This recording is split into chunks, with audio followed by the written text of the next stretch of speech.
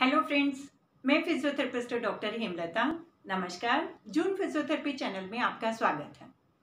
Friends, इस video में हम लेकर आए हैं पैरालाइज्ड पेशेंट की फ्लैसिड स्टेज की मींस फर्स्ट स्टेज की पैसिव एक्सरसाइजेस और कुछ और एफर्ट्स जो पेशेंट को एक स्टेज से दूसरी स्टेज पर पहुंचाने में काफ़ी हेल्प करेंगे। पेशेंट किस तरह से हर एक्सरसाइजेस में अपने एफर्ट लगा सकते हैं, इवन फ्लैसिड स्टेज में भी। जब पेशेंट की वॉलेंटरी मूवमेंट्स पॉसिबल नहीं हैं, फिर भी उनके एफर्ट्स किस तरह से पेशेंट को एक स्टेज से दूसरी स्टेज में ले जाने में हेल्प करेंगे। सारी एक्सरसाइजेस मैंने पैरालाइज्ड पेशेंट पर ही कर दिखाई हैं, ताकि जहां पेशेंट को चैलेंजेस होते हैं या जहां पेशेंट को प्रॉब्लम आने वाली होती है, उनको मैं पैरालाइज्ड पेशेंट पर ही आपको साथ साथ बताती चलूं। इस वीडियो में हम स्टार्ट करते हैं अपर लिम्ब की एक्सरसाइजेस, जिसमें हम इंक्लूड करेंगे सारे जॉइंट्स को। हम फिंगर की एक्सरसाइजेस से स्टार्ट करते हैं। फिंगर के एक्सरसाइज के लिए एक तो हमने ये जो फिंगर वेब हैं, इनको इस तरह से ओपन करना है। 10 सेकेंड्स के लिए हम होल्ड करेंगे। 1 2 3 4 5 6 7 8 9 10। अब नेक्स्ट वेब को हमने ओपन किया, 10 सेकेंड के लिए होल्ड किया। 1 2 3 4 5 6 7 8 9 10। देन 1 2 3 4 5 6 7 8 9 10। देन 1 2 3 4 5 6 7 8 9 10। इसी तरह से पेशेंट को खुद भी इसको खोलने के लिए इस तरह से एफर्ट लगाने हैं। पता है कि फ्लैसिड स्टेज में वॉलेंटरी मूवमेंट पॉसिबल नहीं है, लेकिन फिर भी कोशिश करनी है। कोशिश कीजिए आंटी, कोशिश करो मेरे साथ साथ, कोशिश कीजिए, इस तरह से कोशिश कीजिए, कोशिश कीजिए। फिंगर्स के लिए एक और मूवमेंट, जैसे कि फिस्ट बनाना, मुट्ठी बनाना, अंदर मोड़ना, फिर सीधा करना। दिन भर जब पेशेंट खाली होते हैं तो इन मूवमेंट्स को इस तरह से अपने साउंड साइड से, मतलब जो आपका ठीक वाला हाथ है, उसे इस तरह से अपने ही हाथ से इन मूवमेंट्स को इस तरह से पेशेंट खुद कर सकते हैं। लेकिन इसमें जो मेंटल एफर्ट है वो पेशेंट को अपना लगाना है, ताकि ये मूवमेंट जल्दी से जल्दी स्टार्ट हो सके। इन मूवमेंट्स को भी हमने स्लोली करना है, ताकि पेशेंट को किसी तरह की कोई दिक्कत ना हो, क्योंकि वॉलेंटरी मूवमेंट्स पॉसिबल होती नहीं हैं। तो इस तरह से फिस्ट बनाने की, यानी कि मुट्ठी बनाने की कोशिश दिन में कई बार करनी है। इस तरह से धीरे धीरे उंगलियों को पूरी तरह से खोलना है। फिर धीरे से इस तरह से मुट्ठी बनाई और कुछ सेकंड के लिए उसको होल्ड किया, फिर उसके बाद मुट्ठी को धीरे धीरे खोला।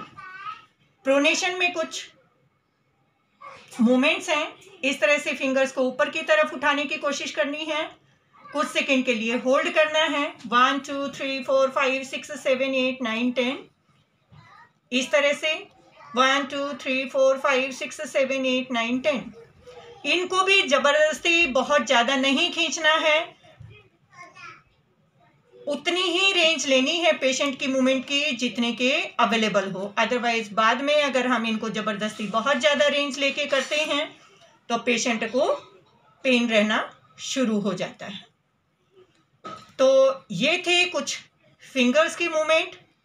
अब रिस्ट के लिए movement, ulnar deviation, radial deviation. Ulnar means ulna की साइड का, अल्ना ये बोन होती है, अल्ना की साइड का डेविएशन। और रेडियल डेविएशन, ये रेडियस बोन होती है, तो इसको रेडियल डेविएशन बोलेंगे। ये लैटरल डेविएशन है, ये मीडियल डेविएशन है। मीडियल मतलब अंदर की साइड का, जो कि अल्ना बोन की साइड में होता है। और ये रेडियल डेविएशन है, रेडियल बोन की साइड में, मतलब लैटरली बाहर की तरफ को होता है। हाथ को सीधा करके, सुपिनेशन यानी कि सीधा करके, इस तरह से आप ऐसे लेकर आएंगे। कुछ सेकंड के लिए इस मूवमेंट को होल्ड करेंगे और दूसरी तरफ को हाथ को लेकर जाएंगे। इसको भी कुछ सेकंड के लिए आप होल्ड करेंगे। इस मूवमेंट के लिए हाथ को आपने होल्ड करना है और उसकी मूवमेंट आपने करनी है, लेकिन जो ऊपर वाली बोन है उनको आपने अच्छे से स्टेबलाइज करना है, क्योंकि स्टेबिलिटी ऊपर वाली जॉइंट के ऊपर वाली बोन को स्टेबिलिटी देना बहुत ज़्यादा ज़रूरी है। अगर वो स्टेबल नहीं होगी तो प्योर मूवमेंट्स नहीं आ पाएंगे। तो उसके लिए ये ऐसे 1 2 3 4 5 6 7 8 9 10, 1 2 3 4 5 6 7 8 9 10, ये हाथ को सीधा करके यानी कि सुपिनेशन में। अब हम इन्हीं मूवमेंट्स को हाथ को उल्टा करके यानी कि प्रोनेशन में करेंगे। 1 2 3 4 5 6 7 8 9 10, 1 2 3 4 5 6 7 8 9 10। बस फ्लैसिड स्टेज में हमने एक बात का ध्यान रखना है, जो रेंज है वो एक लिमिट से ज़्यादा क्रॉस ना करे, ताकि पेशेंट के लिए वो मूवमेंट्स पेनफुल ना हो। इस तरह से फिंगर्स को होल्ड करना है। जिस बोन को हमने मूव करना हो उसको हमने बहुत अच्छे से होल्ड करना है और दूसरी बोन को हमने स्टेबलाइज करना है। तो हम दूसरे हाथ से इस तरह से बोन को स्टेबलाइज करेंगे और इस तरह से मूवमेंट को लेकर आएंगे।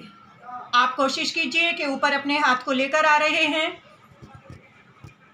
इन मूवमेंट्स को भी हमने कम से कम 20 to 30 टाइम्स एक बार में रिपीट करना है और दिन में इन मूवमेंट्स को हमने कई बार रिपीट करना है। यही मूवमेंट है जो हम इस तरह से ऊपर नीचे करते हैं। ये इस तरह से प्रोनेशन में। इन मूवमेंट्स को बहुत स्लोली करना है, क्योंकि ज्वाइंट काफ़ी अनस्टेबल होता है फ्लैसिड स्टेज में। किसी तरह का कोई ज्वाइंट में हार्म ना हो, उस चीज़ का ध्यान रखना है। अब हम इस मूवमेंट को इम्प्रूव करने के लिए करते हैं, अच्छे से होल्ड करना है, अपर बोन को स्टेबलाइज करना है और इस तरह से अंदर की तरफ लेना है। इसमें भी पेशेंट का अपना मेंटल एफर्ट बहुत ज़्यादा ज़रूरी है। इन मूवमेंट्स को भी हमने कम से कम 20 to 30 टाइम्स रिपीट करना है एक बार में, और कम से कम दिन में 3 से 4 बार इस मूवमेंट को रिपीट करना है। और भी ज़्यादा कर सकें तो बहुत अच्छी बात होगी। अब नेक्स्ट है सुपिनेशन प्रोनेशन। ये है सुपिनेशन। सुपिनेशन मीन्स हाथ का सीधा होना, इस तरह से। इस मूवमेंट को हम इस तरह से फिंगर को स्ट्रेट किए हुए इस तरह से लेंगे, लेकिन इसमें भी पेशेंट का एफर्ट बहुत ज़्यादा ज़रूरी है, चाहे मूवमेंट हो या ना हो। आप कोशिश कीजिए आंटी। इस तरह से इन मूवमेंट को भी हम 20 to 30 टाइम्स रिपीट करेंगे। फ्लैसिड स्टेज से जब पेशेंट सेकेंड स्टेज में जाने लगते हैं, जब स्पास्टिसिटी डेवलप होने लगती है, उस टाइम पे ये मूवमेंट बहुत जल्दी डेवलप होती हैं। तो इसको हम फ्लैसिड स्टेज में पेशेंट की एफर्ट के साथ ही हम इन मूवमेंट्स को स्टार्ट करेंगे। अब प्रोनेशन से हम सुपिनेशन की तरफ लेकर आएंगे। इसमें भी पेशेंट अपना एफर्ट खुद लगाएंगे, अगर हमें जल्दी से एक स्टेज से दूसरी स्टेज पर जाना है। मैं इस बात पर क्यों जोर दे रही हूँ कि एक पेशेंट को अपने एफर्ट खुद लगाने हैं, क्योंकि पैरालिसिस के केस में अगर पेशेंट अपना मेंटल वर्क नहीं करते हैं, खुद से अपना जोर नहीं लगाते हैं, तो फिजियोथेरेपिस्ट या उनके केयर गिवर उनकी पैसिव मूवमेंट ही करते रह जाते हैं, और पैसिव मूवमेंट कभी भी फ्रूटफुल नहीं होती अगर उसमें पेशेंट का एफर्ट ना इंक्लूड हो। तो इस तरह से अब हम प्रोनेशन से, ये प्रोनेशन मीन्स हाथ उल्टा, हम सुपिनेशन की तरफ आएंगे। कुछ सेकंड के लिए होल्ड करेंगे, वापस आप जाने की कोशिश कीजिए, फिर से लेकर आइए, फिर जाइए।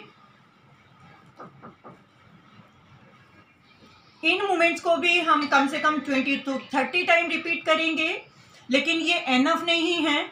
इनको दिन में कई बार रिपीट करना पड़ेगा, और पेशेंट को इन्हीं मूवमेंट को जो डेली पेशेंट करते थे, जो मूवमेंट रजिस्टर्ड थी, हाथ को इस तरह से सुपिनेशन प्रोनेशन में लेना, कितने सारे कामों में ये मूवमेंट इंक्लूड होती है। तो हमें पेशेंट की वही मूवमेंट दोबारा से बढ़ानी है। फिर उसके बाद हम एल्बो जॉइंट पे आते हैं। एल्बो जॉइंट की मूवमेंट, ये बोन मूवेबल बोन होगी, ये इस बोन को हम स्टेबल करेंगे।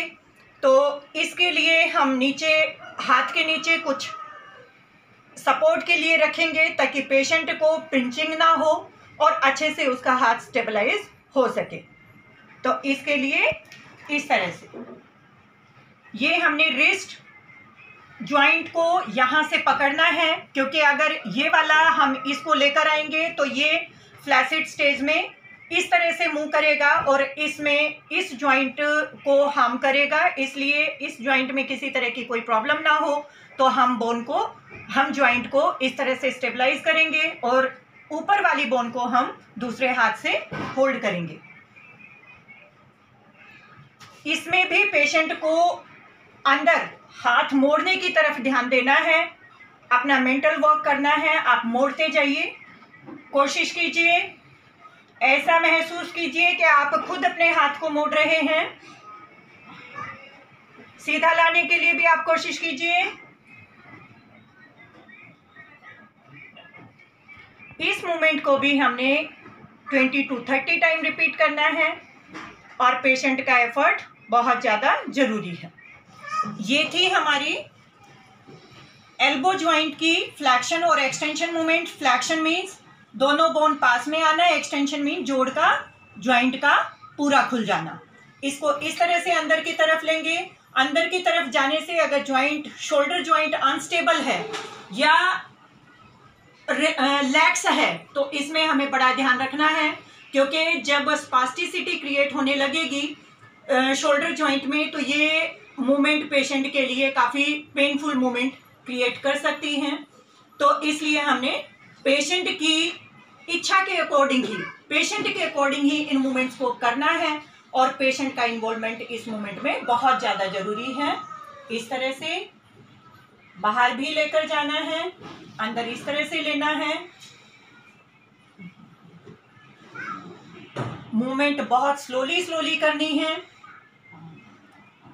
क्योंकि शोल्डर जॉइंट अभी मैंने बताया कि लैक्स होने की वजह से डिसलोकेशन के चांसेस होते हैं और डिसलोकेशन अगर ना हो तो पेन रहने के चांसेस शोल्डर में बढ़ जाते हैं। इसलिए अगर पेशेंट को पेन बनेगा शोल्डर जॉइंट में तो पेशेंट की मूवमेंट हैम्पर होंगी। हमने उस सिचुएशन को अवॉइड करना है, इसलिए इन मूवमेंट्स को बहुत स्लोली करना है और पेशेंट का इन्वॉल्वमेंट इन मूवमेंट में बहुत ज़्यादा ज़रूरी है। इन मूवमेंट्स को भी हमने कम से कम 20 to 30 टाइम रिपीट करना है, वही होल डे में 3 टाइम्स रिपीट करेंगे। फ्लैसिड स्टेज में हमें बहुत ध्यान रखना है, जैसा कि इस रोटेशन में हमने ध्यान रखा था, स्लोली मूवमेंट्स को करना है। शोल्डर जॉइंट के लिए ये वाली मूवमेंट, हाथ को पूरा ऊपर लेकर जाना, इसको हमने बहुत ध्यान से करना है, क्योंकि जॉइंट काफ़ी अनस्टेबल होता है, डिसलोकेशन के चांसेस बढ़ जाते हैं। तो हमने दोनों जॉइंट्स को अच्छे से होल्ड करना है। इस तरह से हमें पेन फ्री रेंज में ही इन मूवमेंट्स को करना है। अगर पेशेंट बहुत ज़्यादा पेन महसूस करते हैं तो हमने इन जॉइंट्स को बहुत स्लोली करना है, अदरवाइज कुछ टाइम के लिए रोक देना है। तो हम इस तरह से भी इसका मॉडिफिकेशन हम ऐसे भी ले सकते हैं। एल्बो जॉइंट को 90 डिग्री बेंड करके रखेंगे और इस तरह से हम स्लोली ऐसे मूवमेंट को लेकर आएंगे और धीरे धीरे इसको नीचे बेड पर टच करने की कोशिश करेंगे, लेकिन जबरदस्ती एकदम से इस तरह से नहीं करना है ऐसे, अदरवाइज शोल्डर के जो लिगामेंट्स हैं, टिश्यूज हैं, उनके ऊपर दबाव बढ़ेगा और पेशेंट को पेन रहने लगेगा। इन मूवमेंट्स को भी हमने 20 to 30 टाइम्स एक बार रिपीट करना है और दिन में 3 से 4 बार हम इन एक्सरसाइजेस को रिपीट करेंगे। शोल्डर की मूवमेंट्स, अडक्शन और अबडक्शन मूवमेंट्स। अडक्शन मीन्स जो मूविंग पार्ट है उसका बॉडी के पास में आना, मीन्स ऐड करना, और अबडक्शन मीन्स दूर लेकर जाना। ये बॉडी है पेशेंट की और ये मूविंग पार्ट है, तो मूविंग पार्ट का बॉडी से दूर जाना, इधर इस तरह से साइड में करके। तो ये मूवमेंट इस तरह से इनिशियली हम इन मूवमेंट्स को 90 डिग्री तक लेंगे और इसमें हम दोनों जॉइंट्स को स्टेबलाइज करेंगे अपने दोनों हाथों से, एक हाथ से रिस्ट जॉइंट को, एक हाथ से एल्बो जॉइंट को, और हम इस तरह से मूवमेंट देंगे। ये मूवमेंट भी हमारी टोटली पेन फ्री होनी चाहिए। पेशेंट को इनमें बहुत ज़्यादा पेन हुआ तो बाद में जब स्पास्टिसिटी स्टार्ट होगी, पेशेंट की मूवमेंट चालू होंगी, वॉलेंट्री मूवमेंट, तो उस टाइम पे पेशेंट को इनसे तकलीफ हो सकती है। जब ये वाली रेंज पेन फ्री रेंज में कुछ दिन कर लें तो इसी को हम ऊपर की तरफ इसी वे में इस तरह से ऊपर बढ़ाएंगे। हम उसी तरह से जॉइंट को स्टेबलाइज करेंगे और ये इस तरह से लिया और हम ऊपर की तरफ इस तरह से करेंगे। हमने ऊपर से हाथ को नीचे लेकर आते हुए भी इसी डायरेक्शन का यूज करना है, इस तरह से। अगर पेशेंट को इन मूवमेंट्स में पेन होता है तो हमें ये मूवमेंट्स बहुत ध्यान से करनी है, पेन फ्री रेंज में ही करनी है, ताकि पेशेंट की वॉलेंट्री मूवमेंट आने के बाद पेशेंट को दिक्कत ना हो। तो ये मूवमेंट्स भी हमने कम से कम 20 to 30 टाइम्स रिपीट करनी है और दिन में 2 से 3 बार हमने इन एक्सरसाइजेस को रिपीट करना है। ये थी कुछ शोल्डर, एल्बो और रिस्ट, फिंगर्स जॉइंट्स की मूवमेंट्स। ये आपको मैंने बार बार रिपीट किया है कि पेशेंट का मेंटल एफर्ट इन एक्सरसाइजेस में बहुत ज़्यादा जरूरी है अगर हमें पेशेंट को एक स्टेज से दूसरी स्टेज पर जल्दी से पहुंचाना है। तो आप इस चीज़ का ध्यान रखिएगा। फ्रेंड्स, ये थी कुछ पैसिव एक्सरसाइजेस जो कि फिजियोथेरेपिस्ट के साथ पेशेंट के केयर गिवर को ध्यान से सीखनी चाहिए और पेशेंट को बार बार वो एक्सरसाइजेस रिपीट करानी चाहिए और पेशेंट को मन से एफर्ट्स लगाकर ये एक्सरसाइजेस करनी चाहिए। मेरे पेशेंट तो बहुत जल्दी से रिकवर होते हैं इन्हीं एफर्ट्स के साथ। अगर आपके घर में कोई पैरालाइज्ड पेशेंट है या आप खुद सफरर हैं या कोई नेबरहुड में हैं, इसलिए इन वीडियोस को अपनी सोसाइटी में जरूर से जरूर शेयर करें ताकि इन वीडियोस का फायदा हर किसी सफरर को मिल सके। Thank you for watching this video.